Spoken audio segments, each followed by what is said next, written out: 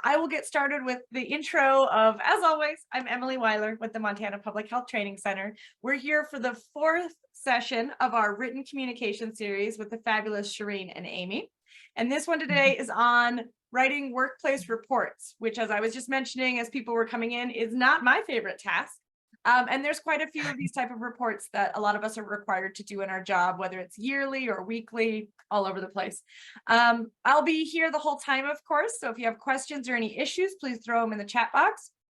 Fill out that poll if you haven't already. And I will turn it over to Amy and Shireen to get us rolling. And I'm curious how we see, Emily, the kinds of reports Let's in that poll. see. Let me see if I can pull them up. I was surprised they didn't list. So let me see if I get a list. Oh, here we go. Grants reporting, plans, grants, and research papers, progress reports, program accomplishments, policies, procedures, guidelines, quarterly reports, training modules, fiscal reports, budget reports, and performance reports. That's what people have said so far. Great. So some of these are internal, some more external. Okay. Training. Okay. I'm going to put that list in the chat just so you guys can all see. Oh, that's excellent. Oh, thank you. So good morning, everyone. I'm Shireen Grogan, again from the University of Montana. Thanks for filling out that poll. Today we're shifting gears. If perhaps you have attended our earlier workshop, so we're going to pivot a little bit. So there will be some material that we will remind you of, and then we're also going to shift the way we're conducting this workshop so that we learn more about what types of reports you're doing, hence this poll. And then we also want to just talk about some of the decisions we have to make when creating reports. And then we're going to examine some reports that Emily shared with us, and we'll just kind of analyze those as we'll do an activity we call reading as a writer. So we'll be looking at these reports not for information, but looking at them to see what choices the authors made in those reports and what models might be useful for us to use in creating our own. Here we go. All right. Excellent. All right. So I'm forgetting that I have the slides now. I'm remembering. All right. So look, we already did this. We already did the little quick survey. Yeah. So what Shireen and I were thinking with this is that unlike some of the other topics, writing these sorts of reports have a different weight to them than writing emails or other kinds of communication. There's a formality to them and more of a studied process and more weight on the output, right? There's more like these are written pieces that someone else is going to take and digest and spend time with in one form or another with different amounts of time and different amounts of attention. But because of that, they hold a different place in our work life and the amount of time we give it or the amount of energy, amount of thinking. And so our idea is to really try to attend a little more closely to some of the things you all are telling us about the kinds of things you're writing. And we hope that you will jump in and ask questions if you have a pressing question about something in particular. And yeah, to really just feel free to interrupt, because some of this will feel like it's looping back and then it will develop further into what we hope we'll be able to answer, in particular, what to put in and what to leave out. I think really is one of the big pivotal questions with reports in general ever. It's the big one. All right. So you here? Yes. All right. So all right. So in thinking about process, a lot of the things that you all are talking about involves a certain amount. This was a question, just an authentic question, Shireen and I had when we were looking over samples of reports. And we wondered if folks might just add into the chat, like how and when some of these things you were mentioning are internal, right? So you're looking at budgetary stuff where you're giving a progress report. Some of the things are happening that you maybe are tracking regularly, but some of these are reports that you have to go and the research is part of the process. And so we're curious if both how you conduct research, how and where you're looking for data, but as much like, do you have choice in what you are reporting on? So maybe some of those of you in particular who are doing external reports or training modules, do you have choice in what those things are, or are those being assigned to you? That was one of our, oops, what happened? What happened? Oh, I don't need my calendar. Hi, friends. I don't know where my Google Slides went. let's see if I can open the chat. I know, that's what I was trying to get to as the chat, and it did. Well, I can pull this one over, Okay. open a new one. And I am happy to read from the chat as Oh. well, which we don't have anything entered in there yet. Yes. Well, and so I will just, while we're dealing with technology, There I'll we share go. with you one of my challenges in creating reports is sometimes I'm asked to do reports where I feel like it should be obvious and it seems like an add-on to my job. So part of it is the general writing anxiety coupled with a bit of resentment. It's like, I just want to do my job and not report on my job. Yeah. So then I have to decide, okay, well, I do want stakeholders to know all that we're doing and how we're doing it and that we're doing it well. But sometimes I feel like, just stop, just let me do it instead of brag about it. Yeah. But that's more of like a performance of my department, right? Mhm. I see that Aisha Yeah. agreed. Yeah. All right. Well, maybe this is less relevant of a question than we were thinking when we were looking at the reports, which is also fine. It's interesting to see from the outside how many of your reports are externally facing, how many are maybe public facing, or they have a lot of different kinds of purposes behind them when we look at them as one whole big collection.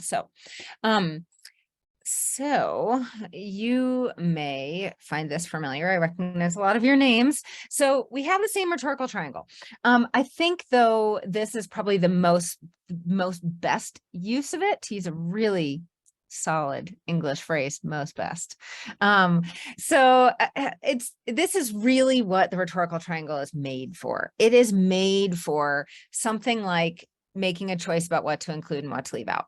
So as a very quick refresher, for you this time, especially if you're hearing this for the third or fourth time, if you picture in your mind a report that you have to work on, that maybe causes you the most headache in terms of deciding what to put in and what to leave out, or maybe it has a compressed length that only should be 1 page or 2 pages, or conversely, it could be as long as you want it to be, right? Those are both problems for us in writing in different ways.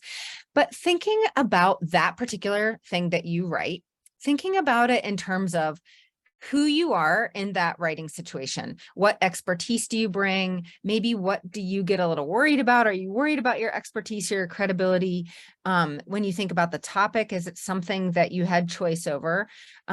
Is it a topic you feel like you understand well, or are you going to be learning about it while you write about it, which is really different than like choosing to write about a thing that you already feel like you have expertise with. On the other side of that, who is the intended reader? Is this internal? Is it a supervisor of yours? Is this going to be an internal report to a team that you have an established relationship with? Or is this going out? It is just going to be posted on the website and anybody can find it. Or it's meant to be a public facing document where maybe someone might find this information in a doctor's office, for example, or in a waiting room somewhere. So these are really, really disparate audiences. And we're going to go into this a little bit more too, but as a very quick reminder that really your audience, along with a genre. Remember, if we're thinking about a pamphlet or an infographic versus a community health profile, these are really, really different genres. They have really different intentions behind them. But thinking about who that reader, who the ideal reader is for that, is going to determine some of the things that we're here. Either, what kind of topic is useful or relevant to that audience, what kind of research and how you want to include the research. Do you want to quote directly, or do you want to paraphrase so that it's in maybe a less formal voice? So thinking about the tone, does it need to sound friendly, or does it need to sound formal and professional? By style, we're thinking about things like bulleted list versus long single space paragraph. These are two really different stylistic choices just in formatting, let alone like the words you use. Are you using public health acronyms, public health jargon, or are you taking those away and using maybe a more public facing, less formal, less jargoned language? And then development is the term that is used for what to put in and what to leave out, the ultimate decision. What, which piece of the pie, right? What we need to put in and what can we feasibly leave out? So this is our quick refresher of the rhetorical triangle, but it is really going to guide some more depth of what we're going to talk about in the next slides, which feels like I know that we've covered, but we're really coming back to this. And if you took a rhetoric course in college, you may be familiar with how many times. The beauty of this is how many different ways it can be applied. And it's really powerful when you start to internalize thinking about it as a way to help you make choices in your writing. Because one of the things that we struggle with, so when we think about what to put in and what to leave out, that is a struggle that is not just about the information. It is as much about the audience. What does the audience need to know, and what do they not need to know? What do I need to show as the writer, and what do I not need to show? So that question of what to put in and leave out is really it's really a question about the relationship between the writer and the subject and the audience. And I would just jump in to add that if you have a hard time getting started with a report, say you're like me and you kind of resent the process, or you know so much and you have to distill it down into a page or two. Just creating this rhetorical triangle for yourself and jotting down some ideas for yourself, like, okay, here's what's tricky about my audience and what I'm trying to communicate to them. That will help you make those decisions if you write out those things for yourself. So as a pre-writing guide, you might fill out your own rhetorical triangle to help you get started. Yes, 100%. Underneath, even if you made a little triangle and just jotted notes down under each of those things. Even just so thinking about subject, if we stay there for a minute, because that's where we're going to hit with this next slide, is thinking about scaling. So scaling, meaning how close do you need to get in? How narrow do we want this topic? Or do we want it to come way up from above? Or do you need some of both? So this is also a useful way of thinking about, so say, for example, that if we chose the topic of asthma, do I need to talk about asthma as a national or regional public health concern? That's this big overhead. Like, what are the national impacts? What are the comorbidities? What are all the problems? How do we scale it by age? How do we scale it by mortality rates? All kinds of big questions. Or do I need to, for this report, do I need to come way down? Do I need to get to the ground level and say, nope, we're actually going to look at this one reservation. We're going to look at kids 0 to 17. We're going to look at, like, we really need to scale in. And then do I also need to say problem and solution? Or is this just an examination of the problem? So thinking about scaling right at the outset, one of the ways to do that is to start with whatever the first word is that you think of. Asthma, right? If I think of that as like, okay, that's my topic. So from there, as a beginning activity, to say, all right, what are the topics above that? What are the umbrella categories? So above that, like what respiratory issues, right, is a larger category than that.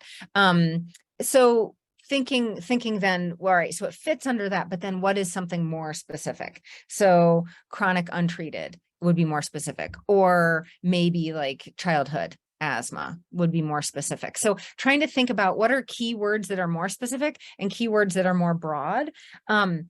Doing that as an activity at the outset can help you decide where exactly you want to land before you're trying to make those choices while writing. So one of the things you'll notice Shireen and I are going to talk about is really a set of ideas about how to isolate what your attention is on ahead of time in some ways, so that you're not trying to do all the thinking and the writing at the same time. So writing in and of itself, even if you've already put it all out in your head, probably we've all had this experience. You're like, I know exactly what I'm going to say. I just have to sit down and do it. It never does. That does not how it works. So like getting our thinking ahead of time, making some very specific choices, it does make that process easier than if you just sit down and you're like, well, I don't even know. Let me just take a shot at it. Then it feels really chaotic. And those are like, then we also get stressed, especially when it's work related. It probably has a deadline. Someone's waiting to see it. There are all kinds of other added stressors that some of these choices ahead of time can kind of help us build some resilience against. We can't make the writing part easier, but you can position yourself so that when you sit down to do it, you have already made some of the big writing choices before you sit down. And part of the All right. choices with the scale is, what does your audience already know, and what do they need to know? And what do you want them to do? And what do they need to know in order to do that? So going back to that rhetorical triangle, with each component, you need to consider the relationships to the others. Yeah, absolutely. All right. So this one, and thinking about yourself as a writer, I like the megaphone, because we were talking about when we're coming in, like the difference between writing reports like this versus writing something we might want to write that we really like want to share with the world. Sometimes that's true. Sometimes we find research, we feel really moved to share information with people because information is really powerful for educational purposes, but also for policy purposes. There's all kinds of reasons in public health that we need information. We are already gathering it, so we need to get it back out. So there are a lot of reasons to feel motivated, but often we don't feel quite like this person. And there are some reasons for that. Some of it can be about us as a writer, but some of it can also be about thinking about who is the writer. So sometimes we take that to mean us, but a lot of these reports are written by teams, or the research is done by teams, or it's published on behalf of your organization, unit. There are really interesting ways that the writing is attributed in this field. And so some of that can also bring, so on that level, like who is the writer? Sometimes is a space where it could do to kind of sort out ahead of time.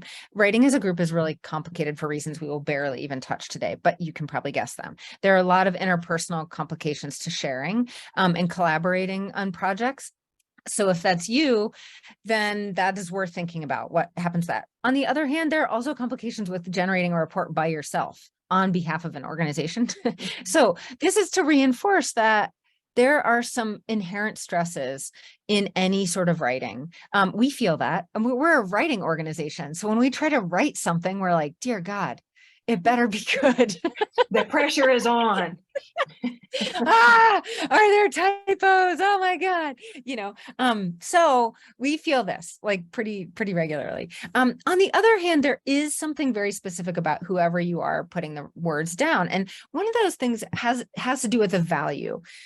What do you value about the thing you're writing about? Even if it's a progress report, sometimes it's hard to get to that thing we value. Like Shireen was saying, if we're like, I can't believe that what I value is my time, which is not what I'm doing right now with this report.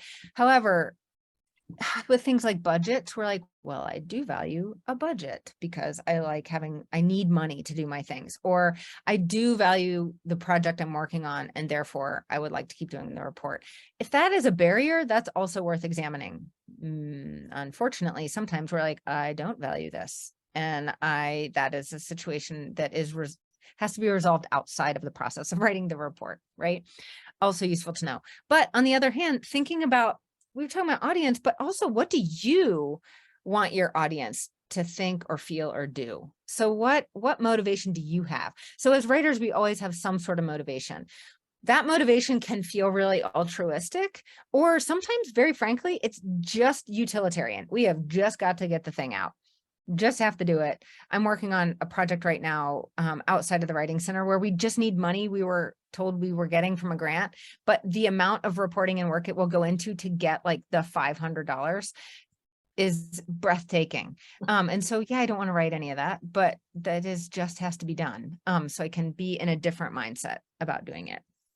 Also, when we're thinking about ourselves as writers, and we need to think about our relationship to our audience. So sometimes we need to think, okay, well, I want to be part of, I want to be a team player. Yeah. I want my team to know that I'm capable and that I'm doing my job well, and I want my boss to know that I'm doing my job well. So all of that plays into our motivation, right? So sometimes our motivation might be about the subject, but it might be just about showing our work ethic and our commitment to the job. Yes, absolutely. All right. So a little bit more about audience. Something we noticed in looking at this is how different these three audiences can be: stakeholders and projects, or public at large. I mean, just writing the public is a very difficult audience. We have like different literacy skills, values all over the place when it comes to health concerns, pre-existing beliefs, pre-existing experiences, all kinds of stuff, and staff, right? If you're writing it for your team, or maybe for folks that you are running a project and you're updating them on a project. However, these are not all mutually exclusive. So what's interesting about writing in public health that I think is personally interesting about this field is that because it's about health, there is this underlying unified interest. Everybody has an interest in health, whether you are a direct stakeholder or coming from the public or staff. Like, no matter what you're reading it as, the topic itself is likely to have some sort of connective tissue or some kind of personal relevance, which in some ways can blend some of those roles more than we might intend. So in rhetorical study, we talk about audiences in a couple ways. There's always your ideal audience, but then there is sometimes an actual audience, which may or may not be the same. So we always operate with an ideal audience. Like, who do I most want to read this? So say it's a public facing document. Say this is going to be a pamphlet, or it's going to be a set of infographics that other people can use then, right? We have an ideal audience for this, but where it goes after that, we actually don't know. So this is useful to keep in mind too, like, all right, who else might see this? Where else might it go? Is there any way I can attend to that or not? Do I just have to default to being like, it's my ideal audience? I just have to go with that. I have to assume this and then hope that it works in these other places. That happens regularly with, like, oh gosh, reports where they're, reports we do for a committee or a group that it's really for this group, but it gets posted publicly, and so then like other people could find it. They generally don't, because people don't go looking for some of those things, but they could. Those are, and some of those community health reports that you all do, those are interesting in that way. Lots of folks aren't just going to pick those up and read them, but like a journalist might, right, to go find it and write a whole different article based on it. Or I could just look up the public health, the report about my county and see, and as a writer, you wouldn't have any idea what I, as a member of the public, how I would interpret that. So we are always, you can go down a rabbit hole of thinking about audience, which is useful for a minute. And then it's useful to observe it and then pull back away from it and say, but okay, I have to operate with an ideal audience. And who is that? Because you may recognize this slide, only barely reformatted, from when we were talking about clear and concise writing. So reports, we are also aiming for clear and concise writing in some ways. And one of the things we talked about was how to analyze it with a little bit more depth, how to decide what to include and what to leave out, and some of the other stylistic choices. So you'll notice I crossed this first one out. So the first one, so these are the classic rhetorical scenarios. These are straight out of ancient Greece, right? Which is why the language, every time I try to redo it, I'm like, I don't know, but unsympathetic is such a nice word, because it just does, it's the exact right word. However, the first scenario is the writer has immediate support from the audience. I scratched that out because if that was true in any of your writing scenarios, you probably wouldn't be writing the thing. If everybody understood the risks of smoking and the importance of quitting smoking, we wouldn't write a report about it because everybody would already know it. So this scenario exists, but it's not really probably relevant for what you're working on. The other ones, though, in thinking about like, who is my audience? Are they unsympathetic to me or the subject? In some of your reports, you as a writer may not be visible or relevant. A lot of these reports, the writer is sort of hidden in the background. This is just a generated document that you are getting ownership, or you're putting your name on it, and people in your office know this, or your team knows this, but like publicly your name isn't being published with it. So maybe that one isn't as relevant, but thinking about the difference between your audience being unsympathetic to the subject versus finding it unimportant or uninteresting, which is the next one. That's sort of different. Unsympathetic means, yeah, I kind of know about it. I know I'm not supposed to smoke. Whatever, everybody tells me that, but I also find it unimportant or uninteresting. That's really different than talking about vaping and having someone say, wait, that's not healthy. I thought I was told that it was healthier. Those are really different writing scenarios. So thinking about, does the audience think my subject is unimportant, uninteresting, or is the subject too difficult to understand? And if it is it because they're uninformed or because it's complex? So is it because my audience doesn't know, or is it because it's complicated? I have been thinking about this recently in reading. My mom has Alzheimer's. And so I read a lot of the news coming out about new drugs on Alzheimer's. And it's really interesting to see what writers choose to do with this, because in order to understand anything about how an Alzheimer's drug works, you have to really know a lot about actual Alzheimer's. And they just either don't say anything about it, or they get derailed by trying to explain everything about Alzheimer's, because the issue is really complex and most audience is pretty uninformed. So those journalists, when they write about it, are really in a stuck spot. They can't even get to talking about the drug because the topic itself is complicated. And I think that's true with a lot of health issues. It's very difficult to know what we can assume our audience knows. And maybe I can see in some of the reports, you have to default to thinking like, all right, I can't gauge what they know because it's such a broad audience, but they, in order to get to this thing I want to say, they have to know these one or two things. So I have to say these two things in order to get to the thing I really want to say. But I don't have this much preamble before I get to my main point, because my main point needs to be the whole thing. And so that is one of the big challenges with writing anything about health in a public space. In this case, for you all in general, as the writers and as someone generating writing out of a public health organization, you are already given credibility. You're maybe, if you're writing a public facing document or an external document, one of the things that stresses us is like, how much credibility do I have to prove I have? So with internal documents, that happens often, like Shireen was saying, where you're like, I want to show I'm doing my job. I want to show that I've done this research. I need to build up my credibility as a part of this team or as an employee.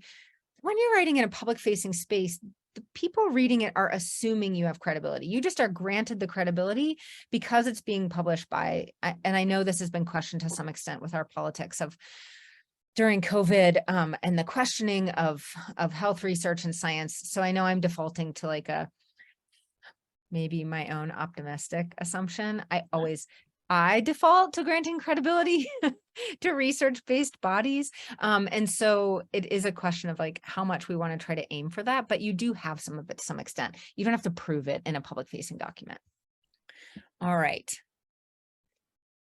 So I know as we've been looping back to talking about audience, I hope in a way that is more specific to thinking about some of these reports. We're going to push on to the next thing, which is a deceptively simple slide.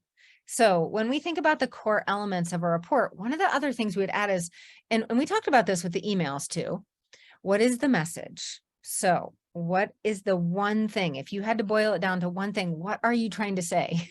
And I know this is the question we ask ourselves when we're stuck writing. We're like, oh my God, what am I trying to say? What is the point? So this is the thing. And if you were to do a little like a rhetorical triangle for yourself, what's my subject? Who is my ideal audience? Who am I? Am I writing this for me? Am I writing this from the organization? What is the message? What is the ultimate thing? Is it, smoking is bad for you? This could generally be a really basic sentence. You're just doing this for yourself as the writer. What am I trying to say? Smoking is bad. Childhood asthma causes a lot of problems. It should be in plain language. You're talking to yourself. You're not trying to fancy it up. You're just saying, what am I trying to say? Can I make it simple? And especially with public facing documents, we should be able to make it simple. We might not be able to say it that way in the actual document, but it is a relief when we can remind ourselves that it is simple. We are trying to say teen pregnancy is really complicated. There are resources. That's a really simple statement. And then we're going to show evidence of those two things. So the message is just what you're trying to say. The next part of it, though, is why you're trying to say it. So these are the core elements. If I'm going to write something and it's a complicated writing situation, I do sit down and say, what's my subject? What are some of the things I have to cover? What do I care about with it? Who am I as the writer? Who is my audience? What do they care about? Are they against it? Do they know anything? Do I need to give them information? Do I need to get them to do something? And then, what am I trying to tell them and why? Why do I need them to know that thing? Why do I need to tell them that teen pregnancy is complicated and that there are resources? Why, maybe in this case, do I want them to know? Do I just want them to know? Do I need them to do something with that information? Am I trying to get them to take action, or am I just trying to share information? So these are two separate things. They get really blended together, message and purpose. What am I trying to say and why am I trying to say it? It is very helpful ahead of time to keep those things separated in your mind as you're, and maybe to come back to in writing. Those big community health reports, those are very elaborate. So trying to answer what is the message might be, we have learned a lot about the state of community health in this space. That might be the message. And the purpose is because information is powerful. We need to know that in order to be able to create policy or to be able to attend to the health needs of this community. So this is the information we need in order to take action versus this information demands action. And so thinking about how purpose guides the way you're presenting information can also help you answer that question, what do I put in, what do I leave out? And also, when do I say it where? Do I say what do I need to say the information and then what needs to happen at the end? Or do I need to say what needs to happen and here's why?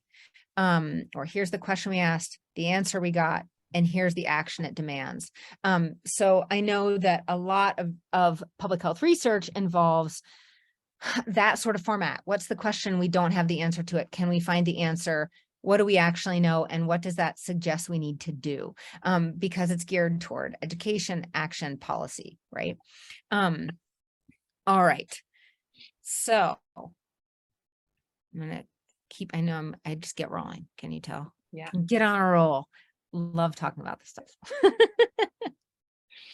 So as Amy was detailing for us, when we think about all of those elements of the rhetorical triangle, our answers to the relationships between the two and identifying each will help us decide these things. So how much detail do we need? Do we need to, as with Alzheimer's, are we only going to talk about a behavior and how this drug affects that behavior and not go into what's happening in the synapses? And for different reports, we do things differently. A different audience, different purpose. So, and what does your audience already know? What do they need to know? Do you need to give some more context, or can we assume that our audience knows certain things? And usually we have to decide, right? We have to assume that our audience is in this place about this particular topic. Otherwise, we're just paralyzed trying to figure out and say everything to get them ready to understand it. So, that's part of determining who our ideal audience is thinking about what they know and what they need to know in order to understand and to think about and to do what we want them to do as a result of reading our report. Knowing who our audience is will help us figure out what terminology we can use, what types of words we should avoid, perhaps, so that we can keep our audience engaged with the material and with us.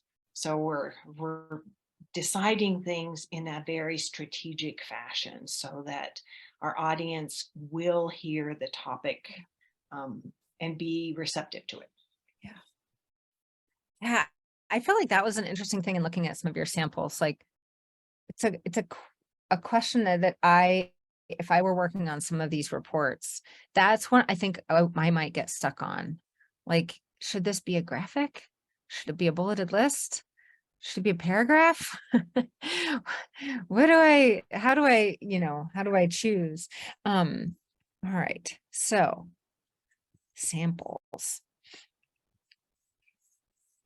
So we have some samples that we were provided that we're going to look at and just compare them. And so we want to invite your participation here. So feel free to activate your mics or to type in the chat what you notice about these. And we're comparing a lot of times different types of document or different documents of the same type, so that we can look at what did the writer choose to do? What can we assume about the audience that this writer was trying to reach? Yeah, what do we know about their purpose? Yeah, and so we're not looking at these to say this was a good choice, this was a bad choice. We are just practicing looking at what choices were maybe made. Like maybe some of you wrote these reports. We don't know. But looking at trying to imagine as the readers what guided those choices when they were putting the project together. And also to think about these as potential models for you for your next report, right? Does this seem to work for you? So these on this slide, we have just a table of contents from community health assessments, one from Anaconda and Deer Lodge County, and the other from Fort Peck. And let's just look at the differences. This is just the table of contents. So first of all, I notice one is black and white, the other uses color. The fonts are different. In the one on the left, it's all caps, and the one on the right, it isn't. Now, these may not be things to think about too much, but one thing to point out is that you would want to be consistent, right? If you are choosing one set of fonts, you would want to use them throughout your report. For the most part, if you're using one color scheme, you would want to be consistent. But also notice that the items are different here. They're similar, but they're not exactly the same. Okay, Mary finds the all caps difficult to read. Okay, and some people do. So that's something to consider. And who is your audience? And of course, we all have preferences as well that are going to be seen in our and I'm curious choices from you all too. What are the justification to the right is really interesting. I know. I'm curious who the audience is for these community health assessments. I mean, they are really fascinating to just go and be able to see, but they are elaborate projects with big teams. Do any of you work on these? I guess I didn't see these in our list, huh?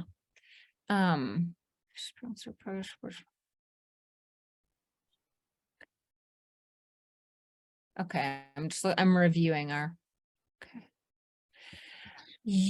I'm curious though, if some of these, so if we're looking at formatting less about maybe the question about purpose, maybe for this is less relevant, and thinking about looking at folks' samples of what you're actually working on. It is interesting to think about though, how our formatting in this way affects how someone reads, or how it jumps off either the page or the screen when we're looking at it. The other thing with some of these things is thinking about how screen readers use them, which is another whole different animal. Let's see another message. And also, I just noticed that they both have an introduction. The one on the right lists acknowledgements in the contents, and the other one, there were acknowledgements, but they came before the table of contents. Yeah. That's a choice to be made, and it's not that one is right or wrong, but it's a decision that Yeah. the writers had to make.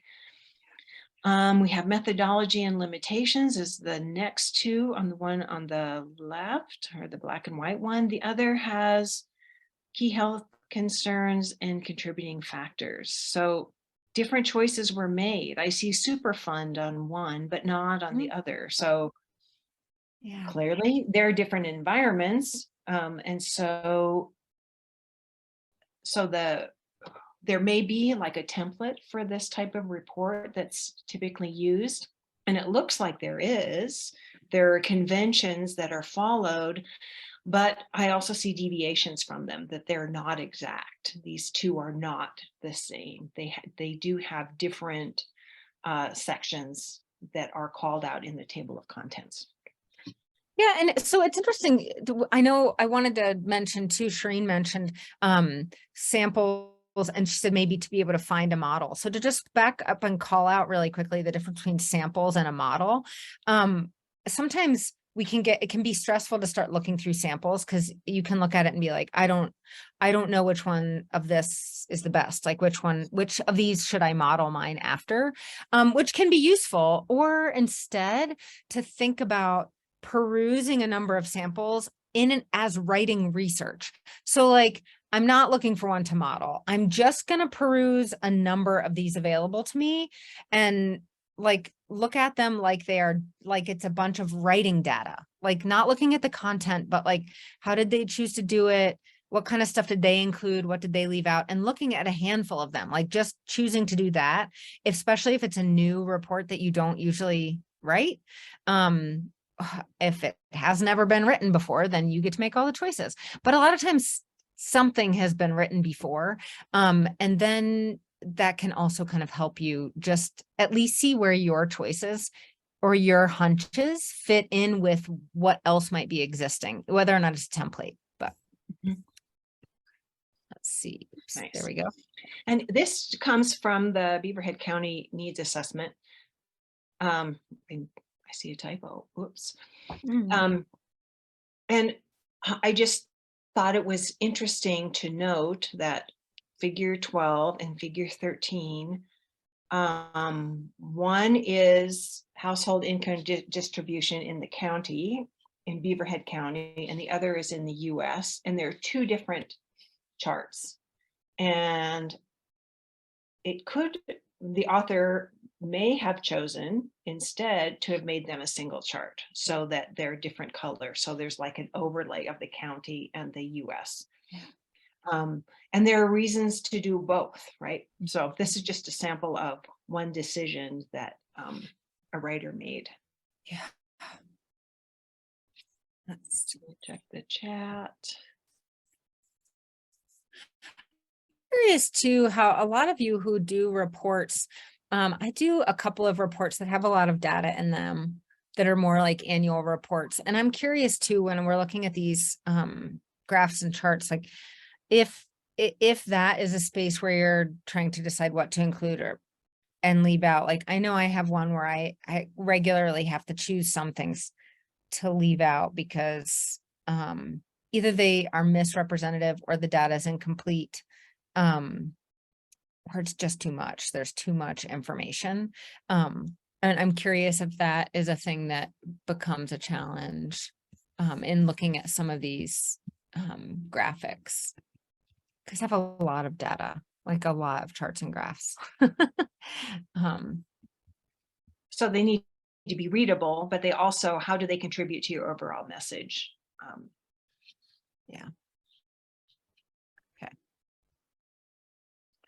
Okay, so here in the next couple of slides, I just have sample introductions just to compare. So these are introductions. So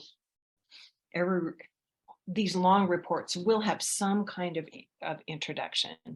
Yeah. But the ones I looked at varied quite a bit of what was included in the introduction. I'll give you a moment to read this one before I comment further.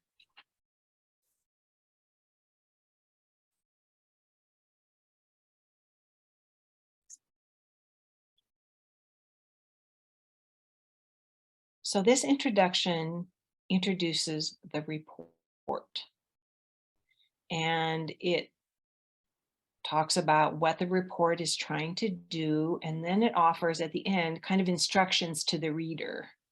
Thus, in reviewing the information, attention should be given to ways. Okay, so it's telling the reader what to pay attention to in the report. So that's one introduction, right? Here's the report, here's what the report's trying to do, and here's what readers should pay attention to. Next slide.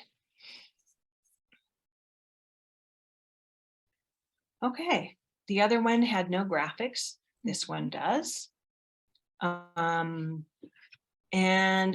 it starts with the introduction about the Fort Peck Reservation. It doesn't jump into the report immediately. It gives more background into what the reservation entails, where it is, what the population is like. And then in the third paragraph, in 2015, the Fort Peck Tribal Health Department applied for and received funding from the Montana Public Health and Safety Division to develop a comprehensive health assessment. So it gives some background into the place and to how they came to write the report. And then they introduced the report. So there's a bit more context given for this particular, in this particular introduction. Let's see, I think we have another one. Anaconda and Deer Lodge County. So this one, like the first one, jumps into, okay, just to the report. This is a report of the current health status in the county, highlighting key public health challenges, and then what it aims to do. And then the rest of the introduction is where the data came from. And I didn't notice that in either of the other two introductions. Yeah. So you can see the authors made very different choices in these introductions. So I'm curious to hear from you. Let's see, how much time do we have? Yeah. We have a few minutes left. Why do you think these are so different? What do you think the writer's relationship to the audience and the topic were that helped inform these choices?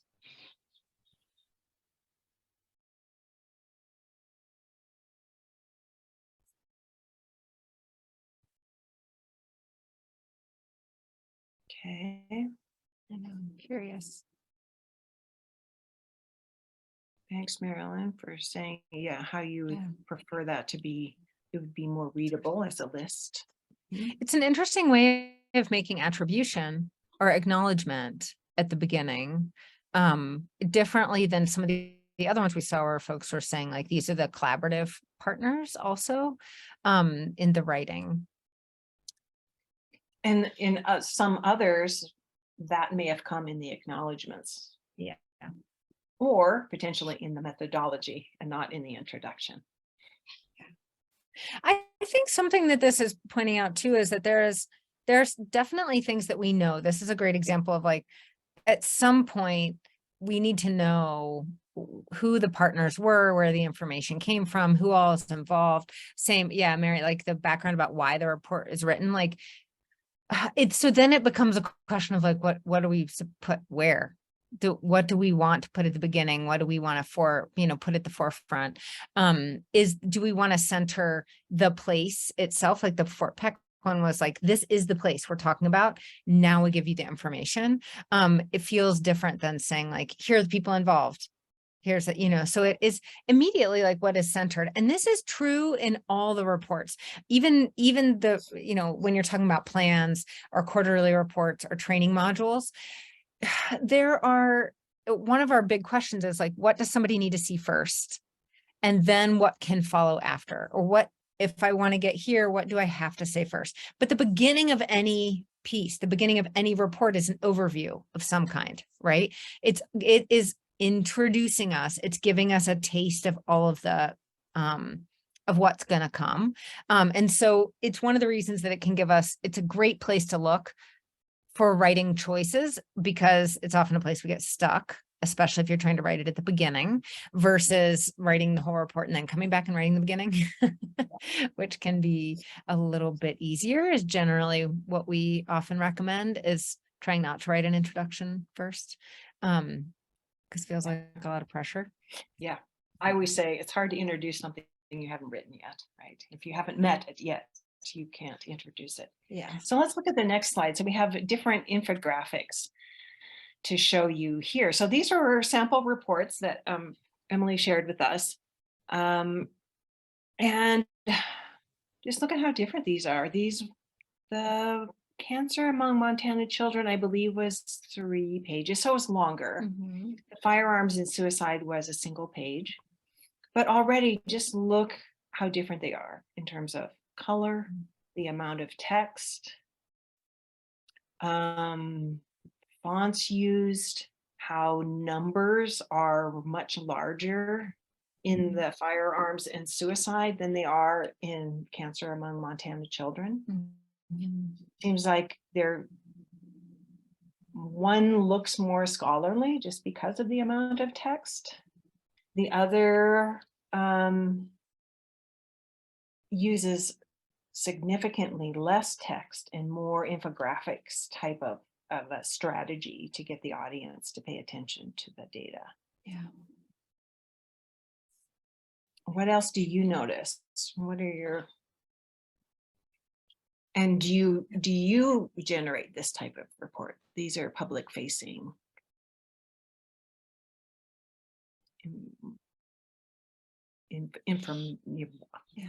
What do I want to say?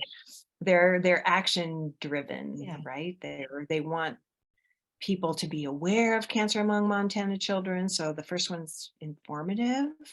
The second one is informative too, but it seems to have another agenda as well.